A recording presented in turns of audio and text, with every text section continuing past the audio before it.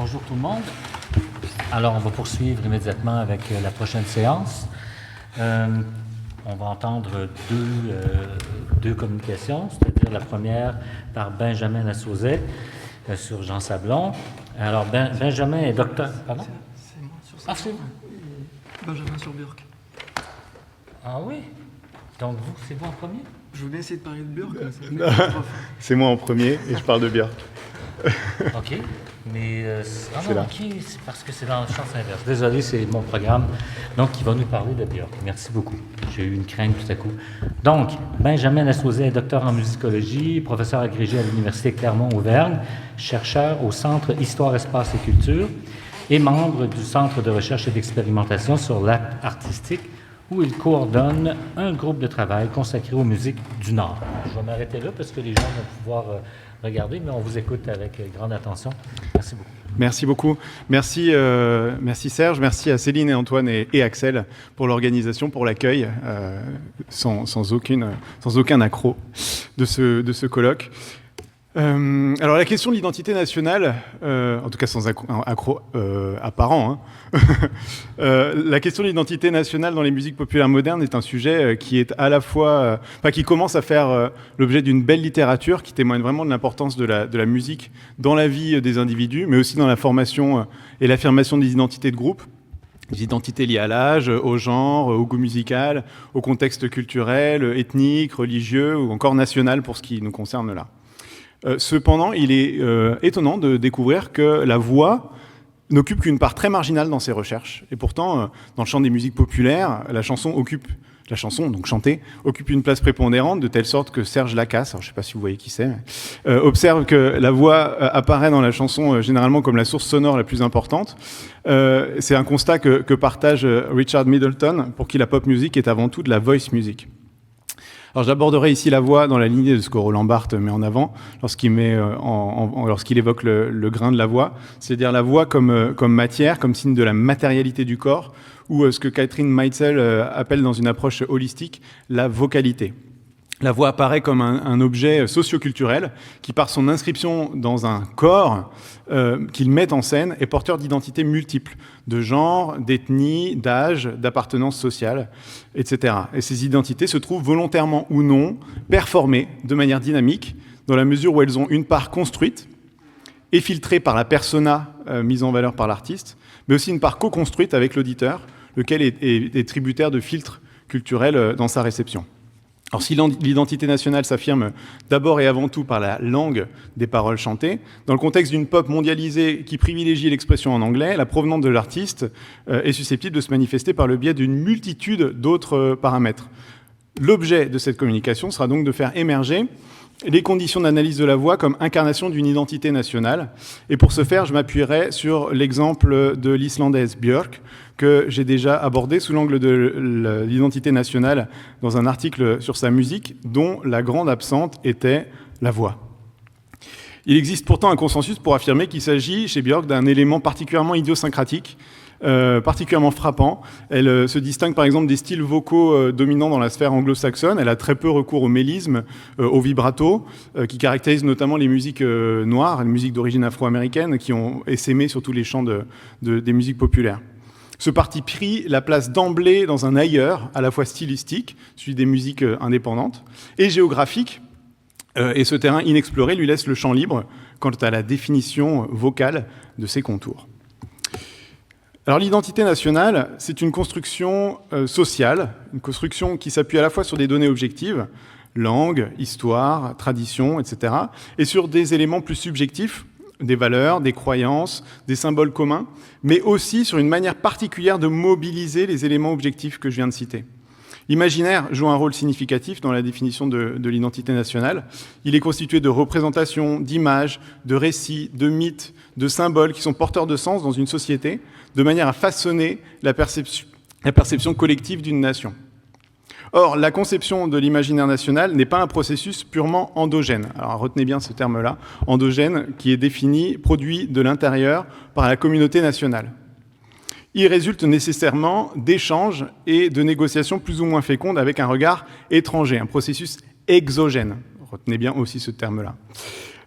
Alors, selon Alessandra Ballotti, qui a travaillé sur les processus d'interaction et de réception du boréalisme. Alors le boréalisme, c'est l'imaginaire du Nord, pour faire simple. Donc, selon Alessandra Ballotti, cet échange perpétuel entre une auto-représentation interne, endogène, et une représentation externe, exogène, peut connaître 3 modalités, 3 formes de dialogue. Mon objectif sera de montrer, à travers l'analyse de la voix dans la musique de Björk, les différentes modalités d'interaction qui sont à l'œuvre dans les manifestations de l'imaginaire national islandais, afin de déterminer dans quelle mesure cette construction d'une identité nationale autour de la voix fait l'objet d'un double processus de production et de réception. Sur le plan de la production, je me baserai sur les albums studio de Björk, qui s'étendent sur plusieurs décennies, entre 1993 et 2022. Et sur le plan de la réception, je vais m'appuyer sur un travail qui a été mené par Nicola Dibben dans sa monographie consacrée à l'artiste. La chercheuse a étudié les termes utilisés pour caractériser Björk dans 152 articles de presse spécialisés entre 1984 et 2006. Et les résultats sont plutôt éloquents, puisqu'on y trouve les principaux tropes de l'imaginaire islandais. Penchons-nous à présent sur les différentes modalités d'interaction entre les représentations exogènes et endogènes de l'identité nationale autour de la voix de Björk. Alors pour commencer, la première modalité d'interaction est appelée par Alessandra Ballotti l'interaction tropique. Elle se focalise sur l'existence d'un espace de partage entre le processus endogène et un processus exogène de production de l'imaginaire national. Cet espace commun permet aux 2 composantes de se réunir dans un discours global, congruent, qui efface les contingences. Sur le plan d'identité islandaise, l'un des terrains où se rencontrent le processus endogène et exogène est l'importance de la nature. Lorsqu'on consulte la presse spécialisée internationale qui aborde la musique de Björk, j'ai laissé en blanc tout ce qui concerne le rapport aux éléments naturels, au paysage, à la glace, à la lumière, à l'eau, au feu, aux phénomènes extrêmes. Sur le plan de la production, le premier constat qui s'impose est que, comme le souligne la presse spécialisée, c'est bien la nature islandaise qui offre un point d'ancrage national pour la voix de Björk, d'autant qu'il s'agit chez elle d'aborder la nature sous l'angle de la physicalité. La nature est conçue comme une expérience sensorielle, vécue comme une forme d'incarnation, impliquant une certaine continuité entre l'humain et le naturel. Elle apparaît nettement dans certaines paroles de chansons de Björk, où l'artiste intègre dans son corps des éléments naturels qui évoquent l'Islande. Chose qu'on retrouve dans certains clips, où elle incarne, là aussi, des éléments naturels islandais. Son corps lui apparaît ainsi comme médiateur de l'expérience sensorielle qui est celle de la nature islandaise. Et en tant que partie intégrante du corps, la voix participe pleinement à cette tendance. Il s'agit de son principal outil compositionnel, et généralement, la création d'une nouvelle chanson débute par une improvisation vocale dans la nature. Elle se plaît également à rappeler en interview que ça fait écho à son expérience primordiale du chant, puisqu'elle a forgé sa manière de chanter enfant en contact avec la nature. Elle l'explique, par exemple, dans ce documentaire. Iceland probably affected a lot how I sing, because I did spend a lot of time as a kid in nature. The way I sang would just form itself. It was definitely not influenced by other singers. Just walking outside to school or maybe in blizzards, it's just kind of like happened, and you would walk and there'd be no wind and you could be all quiet and whispery, and you would sneak down next to the moss and maybe sing a verse, and then you would stand up and run to a hill and sing a chorus. You have to do that quite loudly because the weather was strong.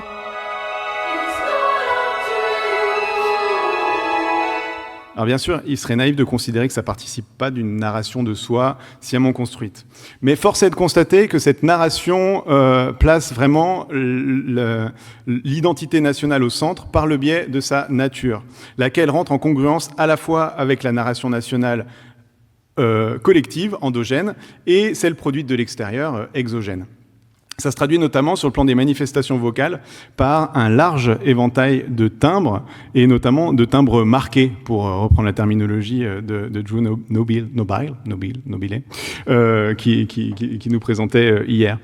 Large éventail de timbres qui comprend une voix chantée pleine de souffle, un son chaud et plein dans le médium, du belting, une voix de tête, des cris, à l'inverse des chuchotements, une sorte de Sprechgesang qui n'est pas sans rappeler une voix d'enfant. Je reviendrai ultérieurement sur cette chose-là. Et le caractère extrême de tous ces timbres et l'utilisation d'une telle variété est déjà inhabituelle en soi, et surtout, il n'est pas rare que Björk passe rapidement de l'un à l'autre, ce qui contribue vraiment à un aspect spontané, non travaillé, plus naturel, ce qui alimente l'évocation de phénomènes naturels extrêmes qui marquent cette île que l'on dit de feu et de glace. De surcroît, elle utilise un large éventail de bruits vocaux, comme des grognements gutturaux du growl, des couinements suraigus qui confèrent à sa voix quelque chose d'animal, qui nous renvoie à ce qu'on disait hier également. À bien des égards, le style vocal de Björk est vraiment en contradiction directe avec ce qu'on associe généralement avec l'idée du contrôle vocal. Par exemple, sa respiration est souvent bruyante, elle se produit couramment au milieu d'une phrase, voire au milieu d'un mot, et elle est souvent exacerbée par un haut degré de compression dans le mixage. Sa reprise de It's So So Quiet en 95 représente bien en concentré une bonne part de tout ça. Ce qui est intéressant ici, c'est que cette reprise d'une chanson de style Broadway la rapproche stylistiquement d'un environnement plutôt anglo-saxon, mais c'est sur le plan vocal exclusivement qu'elle s'en singularise de manière radicale en offrant une lecture plus islandaise. En voici un extrait en 96 sur le plateau de Taratata. It's oh so quiet.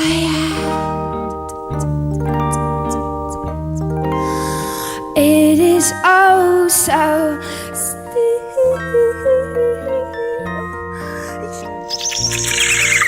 all alone, and so peaceful until you ring the bell, bing bang, she shout at you, yell, oh, you broke the spell. Gee, this is swell, you almost have a fit, the sky is scorching, oh God, there's no mistake, this is it! Un aspect particulier qui frappe en ce qui concerne le paysage islandais et qui est abondamment relayé par l'économie touristique et les films tournés sur place, c'est sa profondeur de champ. On a un espace vierge qui s'étend souvent à perte de vue. C'est une idée que Björk relaye vocalement dans une chanson qu'elle considère comme une sorte d'hymne national, Yoga, qui est issu de son album patriotique Homogenic. Sur le plan du texte chanté, il est notamment question de emotional landscapes, de paysages émotionnels, et la profondeur de l'espace géographique est suggérée lorsqu'elle chante to be, deux mots qui sont traités avec énormément de réverbération et de réverbération et de distorsion dans la résonance, et qui vont circuler de gauche à droite et disparaître en arrière-plan.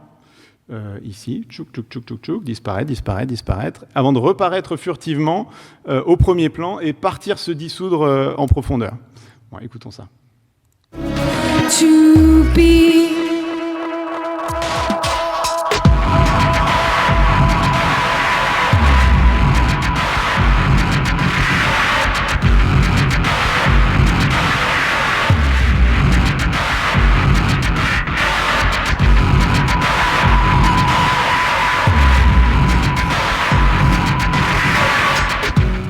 L'impression qu'on est la stéréo ici. Non, ça n'a pas bien marché. Bon, je vous invite à l'écouter chez vous avec un vrai casque et qu'il fasse vraiment de la stéréo. Bon, en tout cas, cette création d'un espace sonore vaste comme analogie des étendues vierges et rudes du paysage islandais par le biais de la médiation technologique ici, appliquée à la voix, fonctionne pleinement comme une affirmation d'une identité nationale qui repose sur des imaginaires congruents entre les processus endogènes et exogènes.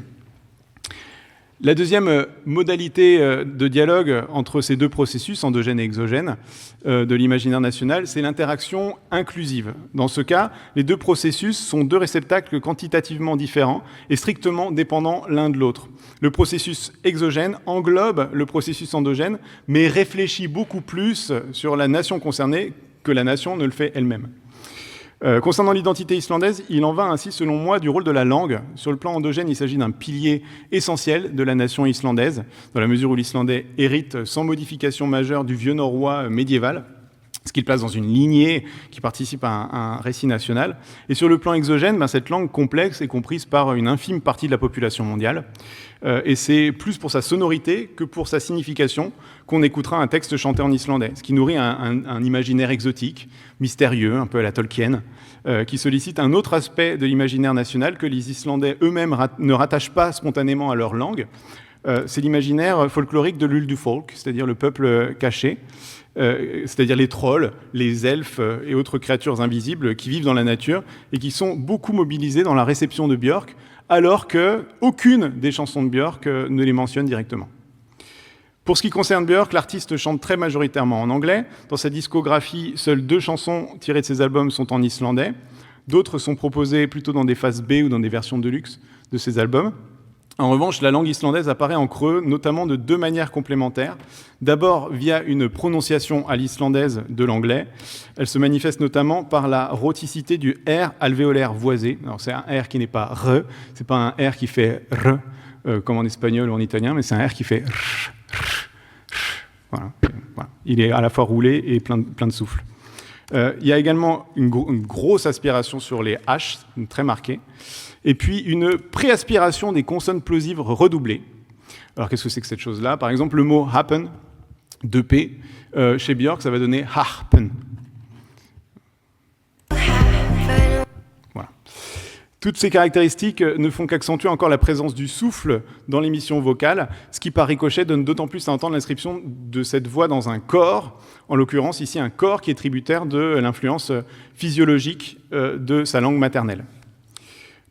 Une autre manière pour Björk de faire apparaître en creux la langue islandaise dans son chant passe par l'usage d'une glossolalie, un langage non signifiant qui est rempli de phonèmes issus de sa langue maternelle, dont certains n'existent pas en anglais, de telle sorte que les auditeurs pensent généralement que Björk chante ses paroles en islandais.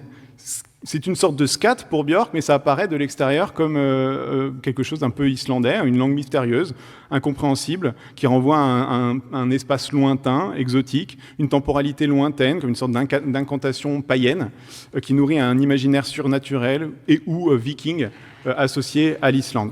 Écoutons ça dans un extrait de la chanson de Modern Things, une chanson dont les paroles évoquent justement cet espace-temps lointain, et cette dimension incantatoire, puisque Björk chante là-dedans que les choses modernes, les inventions modernes, ont toujours existé et qu'elles ont juste attendu dans une montagne le bon moment pour sortir. Ce qui évoque en creux l'imaginaire païen des Uldufolk. L'extrait placé vers la fin va nous permettre d'entendre à nouveau ce grand éventail de timbres dont je parlais tout à l'heure, mais aussi l'utilisation de cette glossolalie, cette fois-ci quand même mêlée à de vraies paroles en islandais, mais j'imagine que vous ne ferez pas la différence de toute façon. Et ces paroles en islandais, semble-t-il, sont improvisées. Juste faites attention au sprechgesang enfantin, je ferai un geste comme ça au moment où il arrivera. Je vais revenir dessus juste après. Voilà. Non, c'était pas ça, j'ai coupé trop tôt.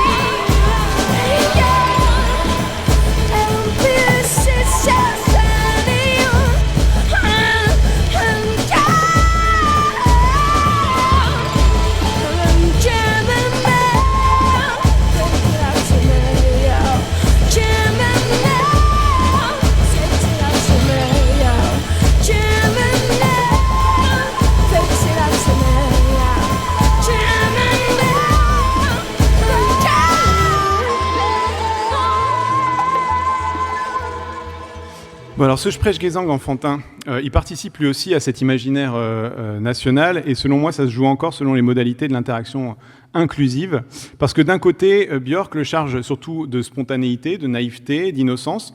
De l'autre côté, ce procédé vocal nourrit d'autant plus une réception qui serait encline à y voir l'incarnation d'entités magiques, entités qui participent d'un imaginaire folklorique qui relève largement du stéréotype pour ce qui concerne la réception de Björk. Mais c'est un levier tellement puissant qu'il a fini par engendrer un mouvement musical spécifiquement islandais dans la première décennie des années 2000. Ce mouvement porte le joli nom de Krut. Ça sonne mieux en islandais, ça fait Krut. Ça vient de Krutlekt, qui signifie mignon, adorable. On s'en serait pas douté comme ça. Et Björk fait office de précurseuse de ce courant du Krut. Elle est suivie par d'autres musiciens islandais, dont l'un des principaux points communs est justement d'utiliser une voix douce, fluette, dans le souffle, et souvent sur une glossolalie qui s'apparente à du babillage enfantin. Dernière modalité d'interaction entre les imaginaires nationaux, c'est l'interaction exclusive. Alors il s'agit d'une relation sans espace de partage. La fascination pour tel élément supposément caractéristique d'une nation par une perception exogène apparaît sans que ça fasse partie, a priori, d'une émanation endogène. Et ce processus exogène va se projeter sur le processus endogène. On observe ici un phénomène où un sujet appréhende seulement partiellement l'altérité, avec une prétention surplombante, estimant de manière biaisée à en avoir une totale maîtrise. Sur le plan d'identité islandaise, on peut associer à ce type d'interaction l'idée selon laquelle l'Islande ferait partie d'un espace arctique, ce qui est faux. Vous le voyez, le seul espace islandais qui passe le cercle polaire est une île déjà assez isolée de l'Islande. Sinon, tout le reste est situé en dessous du cercle polaire. L'Islande n'est pas un pays arctique. Ce cliché a des incidences sur le plan d'imaginaire culturel, dans la mesure où il n'est pas rare de voir la réception de Björk la relier, sans doute aussi à cause de ses yeux bridés, aux Inuits, un peuple auquel elle n'appartient pas, qui n'est pas présent en Islande. Sur ce plan-là, elle suscite un imaginaire national fertile sur une base erronée, mais il s'avère que ce qui relève a priori d'un processus exogène unilatéral offrant une vision biaisée de l'identité islandaise est finalement nourri par la principale intéressée, non pas par le biais de sa propre voix, puisqu'elle n'est pas inuite, mais par celui de collaboration. En effet, elle a travaillé avec plusieurs reprises avec des artistes vocales plus proches de ces sphères culturelles. D'abord un chœur de femmes groenlandaises lors de sa tournée vespertine en 2001, puis avec la chanteuse de gorge inuite canadienne Tanya Tagaq dans l'album Medulla. Alors je suis convaincu que Björk intègre ses voix dans une volonté de mettre en valeur une identité nordique dont l'identité islandaise serait une sorte de synecdoque, mais j'ignore dans quelle mesure elle a conscience ou joue sur le fait que ces collaborations alimentent une réception biaisée de sa propre identité nationale islandaise. J'en ai exactement pour 1 minute. En 1977, Deleuze écrivait « La voix musicale, c'est essentiellement une voix déterritorialisée ». Certes, c'est une phrase qui est écrite dans un autre contexte, celui d'un agencement machinique impliqué par la notation musicale. Mais les développements que je viens de présenter ne pourraient pas être plus en désaccord avec cette expression. En effet, j'ai abordé ici la voix musicale comme objet socioculturel ancré dans un corps qui porte des identités multiples et notamment une identité nationale. Une identité nationale dont la définition passe par un processus à la fois endogène et exogène sous 3 modalités d'interaction. L'exemple de Björk nous a permis de constater que ce n'est pas seulement à travers l'aspect le plus évident, la langue chantée, ou un accent particulier trahissant sa langue maternelle, que passe cette identité, mais aussi via d'autres paramètres qui peuvent être plus subtils, comme la palette de timbres, les effets paralinguistiques utilisés, l'emploi d'une glossolalie, d'un certain Sprechgesang, le recours à la spatialisation, l'inclusion d'autres voix, notamment groenlandaises et inuites ici, en dialogue avec la sienne. Björk est sans aucun doute l'Islandaise la plus célèbre dans le monde. Et de ce fait, elle est la principale ambassadrice de son pays. Son principal outil de communication étant sa voix musicale, cette voix porte un vrai pouvoir, celui de façonner aux yeux du monde une certaine idée de ce que c'est que d'être islandais. Merci pour votre attention.